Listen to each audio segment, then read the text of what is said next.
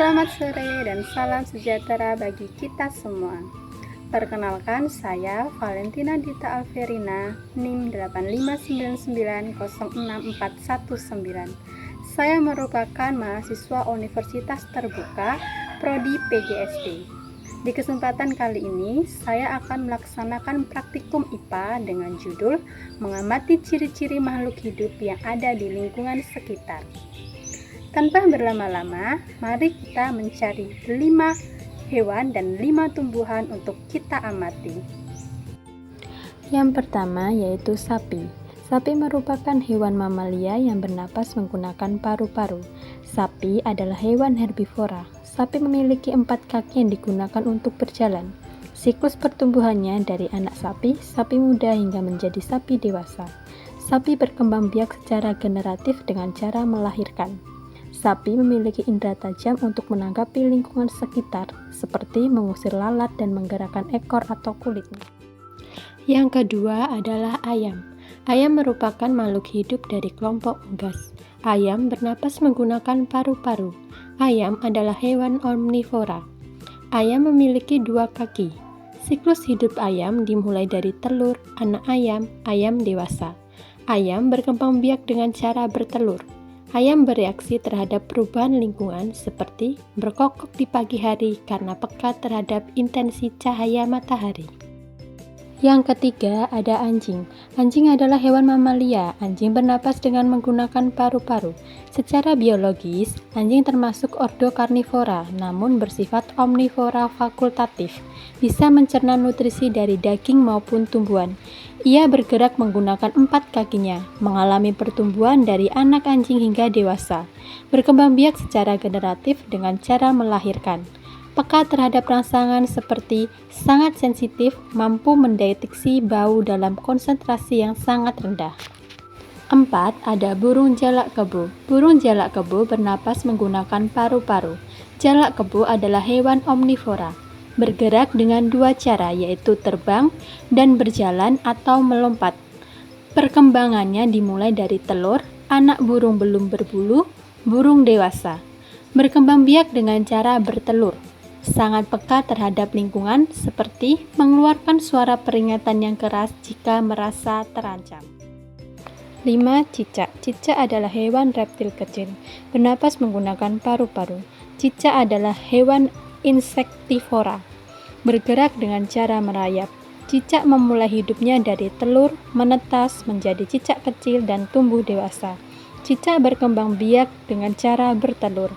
Cicak sangat responsif terhadap gerakan di sekitarnya, seperti autotomi, memutuskan ekornya saat merasa terancam. 6. Bunga kertas. Bunga kertas bernapas menggunakan stomata dan lentisel. Memenuhi nutrisinya melalui fotosintesis. Geraknya bersifat pasif dan mengikuti rangsangan lingkungan. Mengalami pertumbuhan dari bibit atau stek. Berkembang biak secara vegetatif buatan dan generatif. Memiliki duri tajam sebagai alat pertahanan diri terhadap gangguan fisik dan hewan. 7. Pohon pisang. Pohon pisang bernapas menggunakan stomata dan lentisel pada bagian batangnya. Sebagai organisme autotrof, pohon pisang membuat makanannya sendiri melalui proses fotosintetis. Geraknya pasif, contoh geraknya fototropisme dan geotropisme.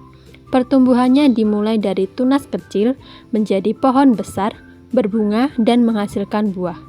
Berkembang biak secara vegetatif alami. Pohon pisang menunjukkan respon terhadap lingkungan seperti saat kemarau, daun pisang cenderung menggulung atau layu untuk mengurangi penguapan air yang berlebih. 8. Cabai. Cabai bernapas melalui stomata dan lentisel. Cabai membuat makanannya sendiri melalui fotosintesis. Gerakannya bersifat pasif, fototropisme dan geotropisme. Cabai mengalami pertumbuhan dari biji berkecambah menjadi bibit, lalu tanaman dewasa. Berkembang biak secara generatif menggunakan biji. Respon terhadap cahaya, posisi daun akan bergeser mengikuti arah datangnya sinar matahari. 9. Kunyit. Kunyit bernapas menggunakan stomata pada daunnya. Kunyit mengolah makanannya sendiri melalui proses fotosintesis. Gerak pada kunyit merupakan gerak pasif, yaitu fototropisme dan geotropisme. Pertumbuhan kunyit dimulai dari tunas yang muncul pada rimpang. Berkembang biak secara vegetatif alami menggunakan akar tinggal. Saat musim kemarau, bagian daun kunyit akan menguning dan mengering untuk menghemat energi dan air, namun rimpangnya tetap hidup di dalam tanah. 10. Terong.